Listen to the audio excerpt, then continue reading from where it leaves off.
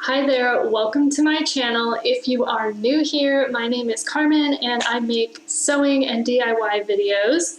And today I'm going to be going through everything that I sewed in 2020 since we are now in January of 2021. So I thought it would be fun to have a look back over 2020 and see what I sewed this last year. So to be fair, I guess this is more like most everything that I sewed in 2020 because there were a few things that are not included because I either made them as gifts so I don't have them anymore, or there were a few things because I lost some weight at the end of 2020. There were a few things that didn't fit me anymore, so I ended up giving those away before making this video, so those things won't be included either. But there's probably about 90% of the things that I made in 2020 that I will include in this video.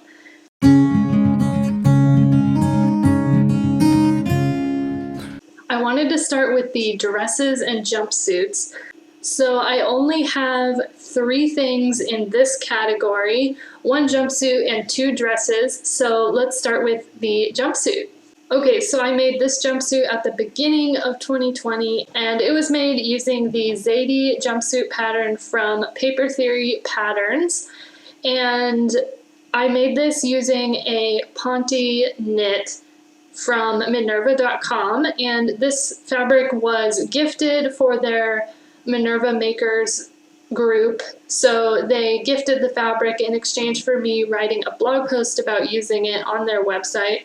So I will link the blog post down in the description so that you can check it out if you would like to know more details about this project. So for this jumpsuit, I did hack the pattern a little bit. The original pattern had a wide leg, and I hacked the pattern so that it had jogger style legs. So I tapered in the legs and added the ankle cuffs, and I am super happy with how it turned out.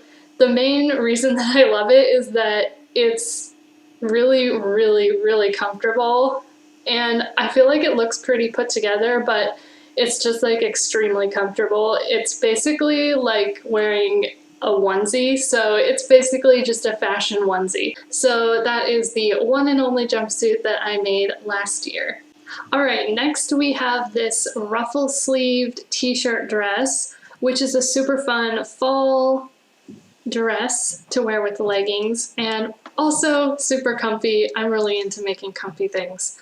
And this one is also made with a Ponte knit from Minerva.com, also for their Minerva Makers team. So I will once again link the blog post down in the description if you want to read more about this project on their website. But this project I made with a self-drafted t-shirt pattern. The pattern I used was a t-shirt pattern that I made to make my husband some t-shirts, and I just extended the length of the shirt, I extended the hem, and I also extended the sleeves and added sleeve cuffs to make the dress because I wanted a pretty loose fitting dress. And I think it turned out super cute, and it's really comfy and a great fall dress. Now, the final dress that I made in 2020 was this flowy floral dress, and this dress was made with the Wilder gown pattern by Friday Pattern Company, and the fabric was a Liberty London cotton lawn, which also came from Minerva for the Minerva Makers team, and I will include a link in the description for the blog post on their website. But I promise you, not everything that I made in 2020 was with Minerva fabrics. It just so happens that the dresses and jumpsuits were. But anyways, I am really happy with how this dress turned out. The only changes that I made to the pattern were that I shortened the bottom ruffle, and I also cut the bottom ruffle on the cross grain instead of on the grain, because I didn't have quite enough fabric to cut it full length and cut it on grain. But I actually think I like it better with the bottom ruffle cut on the cross grain because it gives a little bit more like definition between the 2 ruffles. But yeah, super happy with how this one turned out. Alright, now let's move on to the tops. So first up is this teddy bear type sweater with this teddy bear fleece. And this fabric I picked up from Joann's on a trip to Joann's with my mother-in-law, and I actually made her a matching sweater, which was really fun.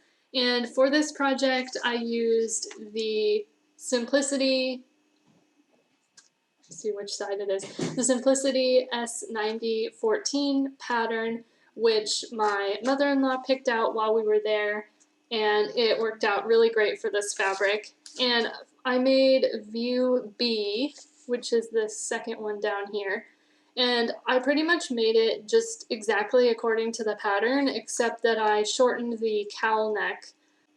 So yeah, this was a fun project, and I got a really cozy sweater out of it, which is really great in the wintertime.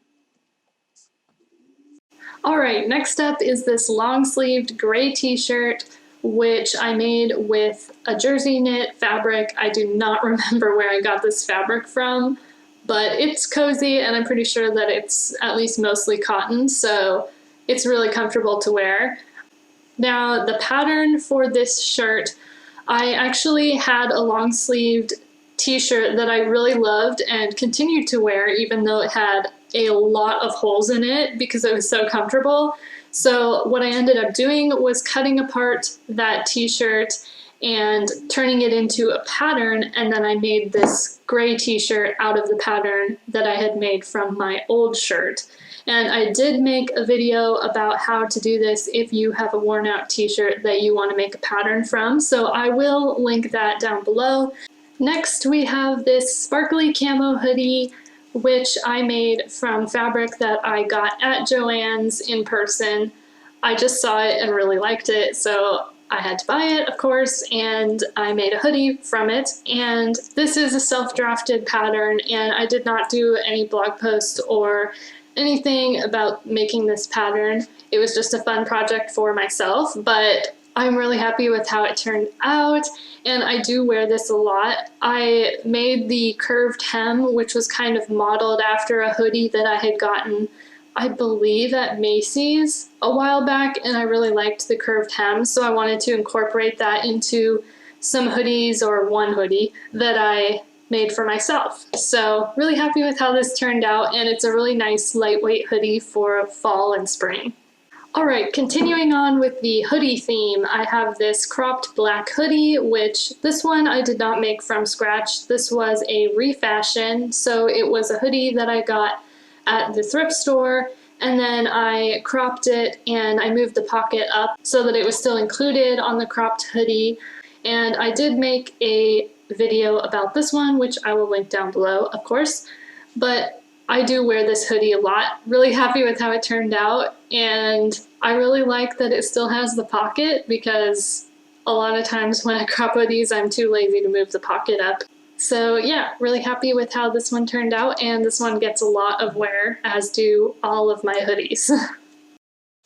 And we have a third and final hoodie that I made in 2020. This one I made with that same self-drafted pattern that I used for the camo hoodie, except that I cropped it and took away the curved hem because I had less fabric to work with. So I needed to make it cropped because of that. And I'm super happy with how this one turned out, and I also love wearing this one with high-waisted pants. And this fabric was a gray sweatshirt jersey fabric, which was gifted from Minerva.com for their Minerva Makers team, and I will link the blog post down below.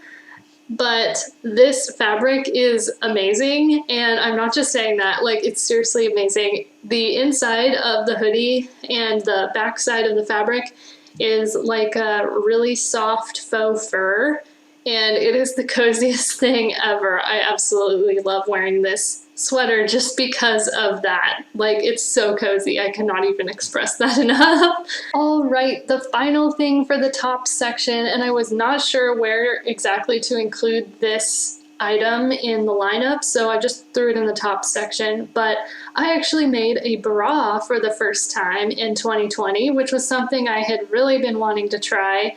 So I made this cheetah print bra, and I actually somewhat self-drafted the pattern. I can't really say that because what I actually did was took a bra that I wore all the time and that I really loved the fit of, but that was wearing out and had some holes in the band and stuff. And I cut that bra apart, I cut even the cups apart, and I turned it into a pattern. And then I sewed it up using new materials and using my pattern. And the fit turned out absolutely great. I absolutely loved how this worked out. So the only mistake, well, I won't say the only mistake, but the only mistake that made a huge difference that next time I definitely need to be careful not to make is that I did not interface the bridge between the cups, and I used a stretch fabric. So the bridge stretches too much, and it's just really sad because otherwise the bra fits absolutely perfectly. So next time I will make another one in 2021, and next time I will interface the bridge between the cups so that it does not stretch too much. All right, that is it for tops. So let's move on to bottoms. So first up, I have a couple of refashions, so things that I didn't make fully from scratch, but that I updated or something like that. So the first one that I want to talk about is this skirt. Now, this skirt was something that I got from the thrift store. I don't remember, I might have got it from the Goodwill bin store, but I'm not 100% sure on that. But the skirt was more of a midi length, and I didn't really like how it looked, but it did fit me pretty well. So to update this skirt, pretty much all I did was I basically hemmed it shorter to make it into a mini skirt, and I really like how this one turned out. I love the buttons up the front, and I just think the color and everything makes it like a really perfect fall skirt to wear with leggings and boots and a sweater. So yeah, that's how this one turned out.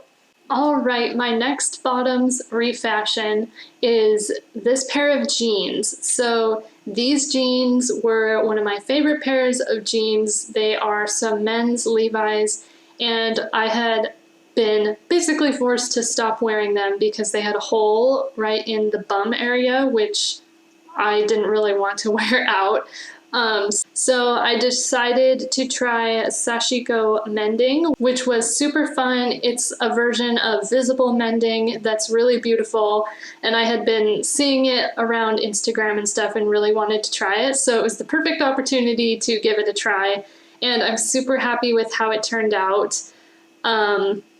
Yeah, this was a really fun project, and since mending these, I wear these absolutely all the time. They're definitely my favorite pair of jeans. Next up, some more bottoms. These ones, bottoms that I made from scratch rather than refashioned. So first up is this pair of joggers, which these I made as a basically wearable muslin or wearable test run of my joggers pattern. So this is a pattern that I made using a pair of joggers that I already owned and loved to wear as the base for my pattern.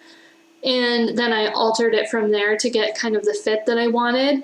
And then these were a test run of that pattern to make sure that it fit before I cut into anything more valuable fabric-wise, because I do intend on using this pattern in 2021 to make a pair of sequin joggers.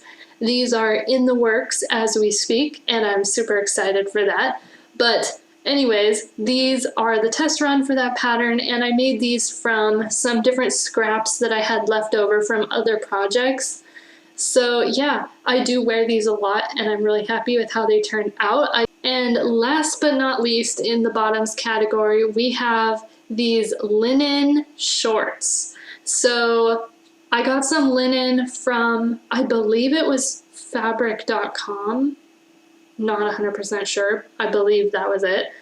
And I wanted to try doing some natural dyeing with this linen. So I actually attempted to dye this fabric with onion skins, and it didn't turn out super great, to be honest. You cannot really tell that much that I did dye them, and it's kind of blotchy, and Yeah, I definitely should have bleached the fabric first so that I was starting with a white base, and I also should have used a different type of onion skins because these ones turned the fabric more yellow, which is kind of the color of the natural linen anyways.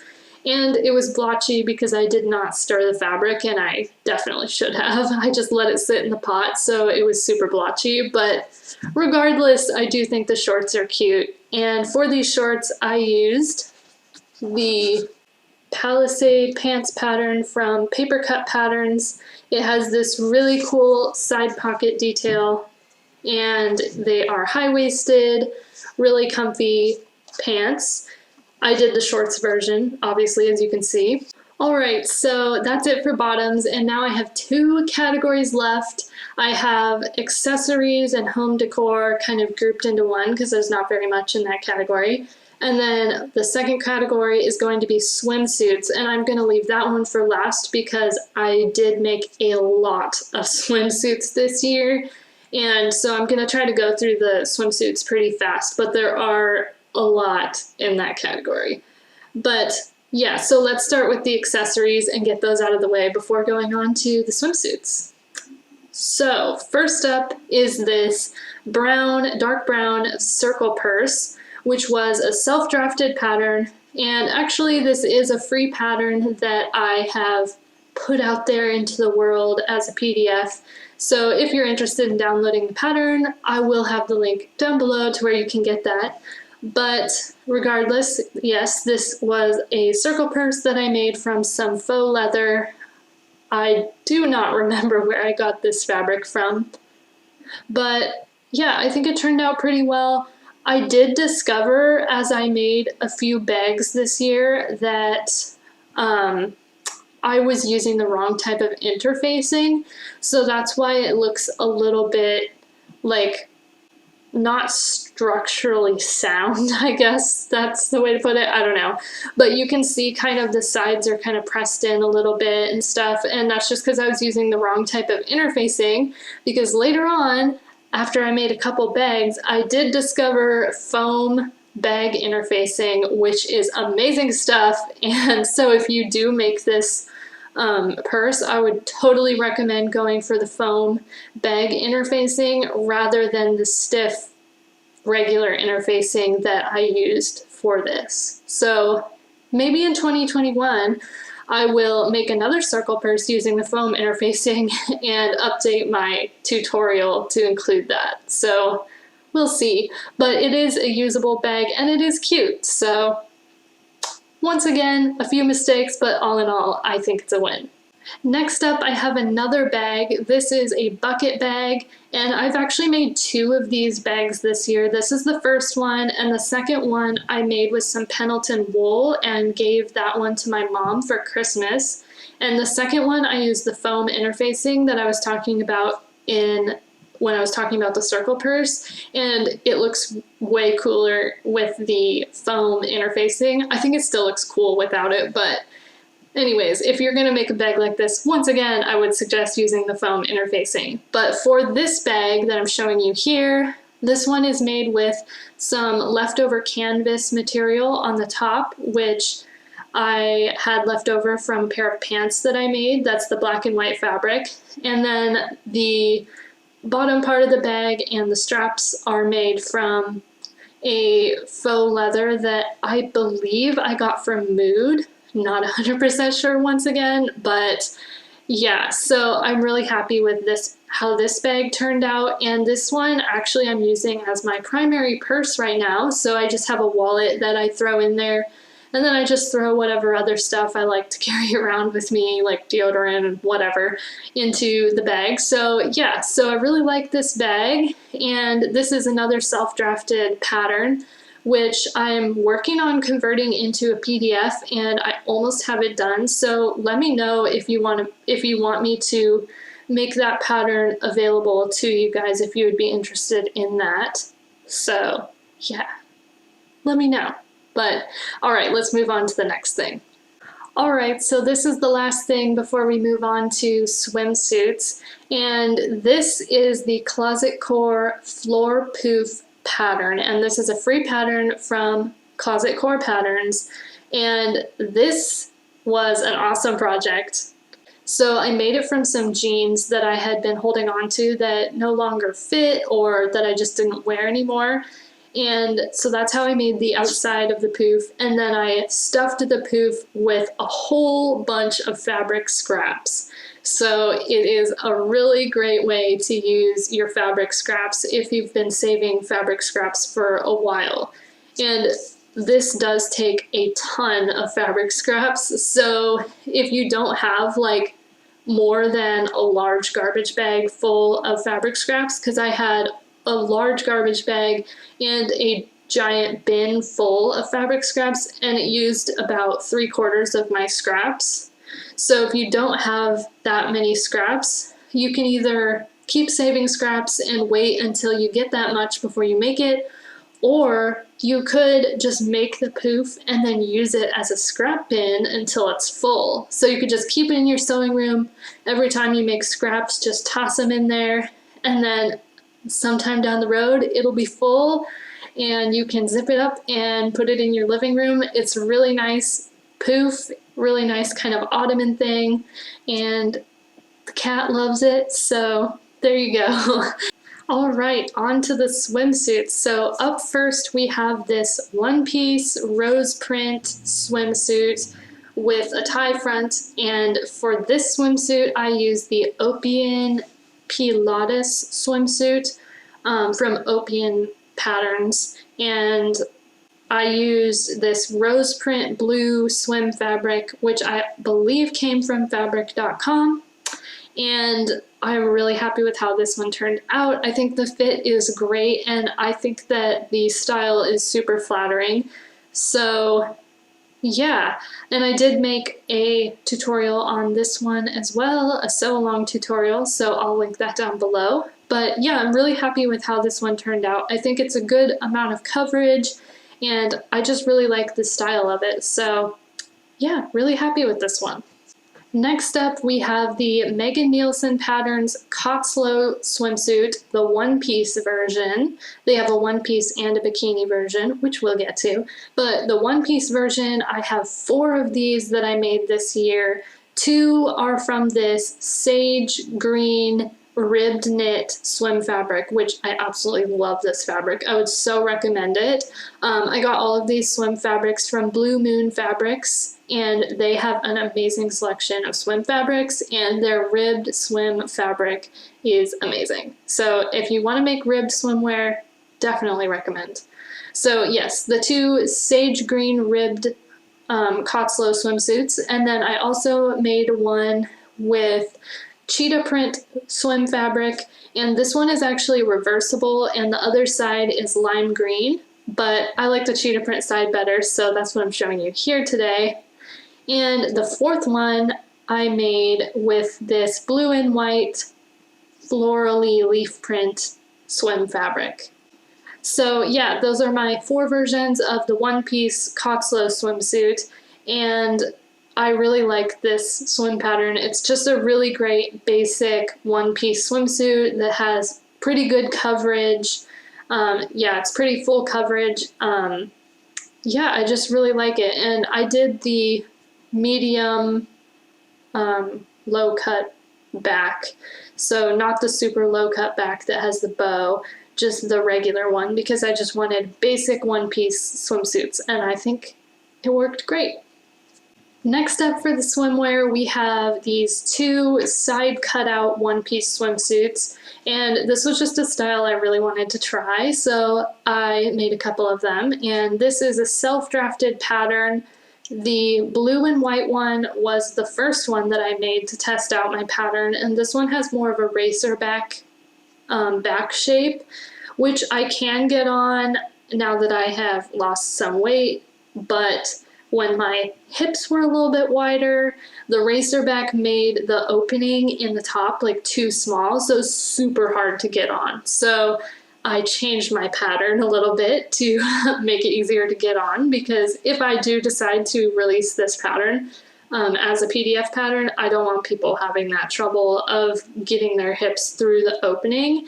So I updated my pattern to make it more of a standard back shape rather than the racer back shape.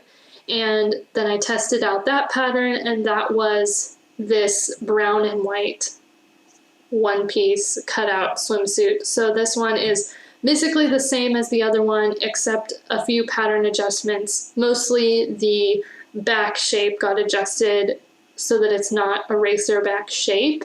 And it's also like high-waisted, high-cut leg, mid coverage on the back. So yeah, I really like how these ones turned out as well. I think they're both pretty flattering, and I actually really like the side cutout look, and I'm glad I tried it. Next up, we have this leaf print bikini set.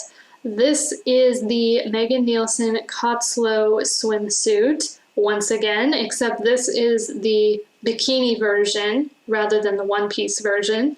And it's just a really great basic high-waisted bikini pattern. I really like it.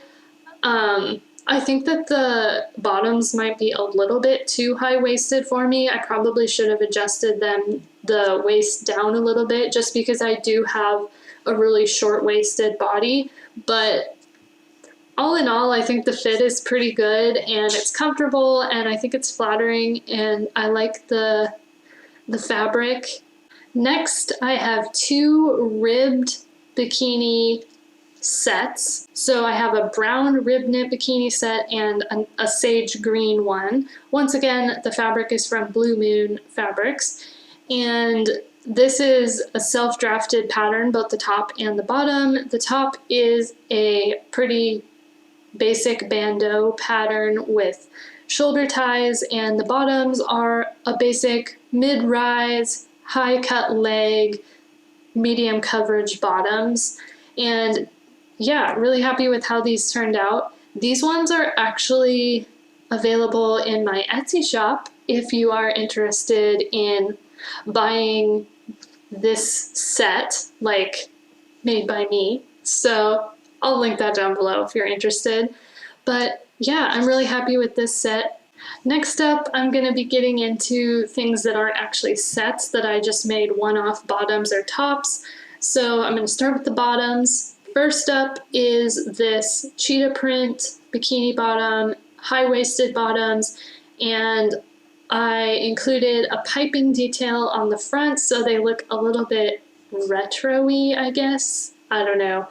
I think they're really cute and flattering, and I really like the print, and I like the lime green piping. So yeah, this was a fun one to make too, and it pairs well with some of the tops that I made because I used a lot of the same fabrics for the tops, even though I didn't make them specifically as sets like I did with the ones before.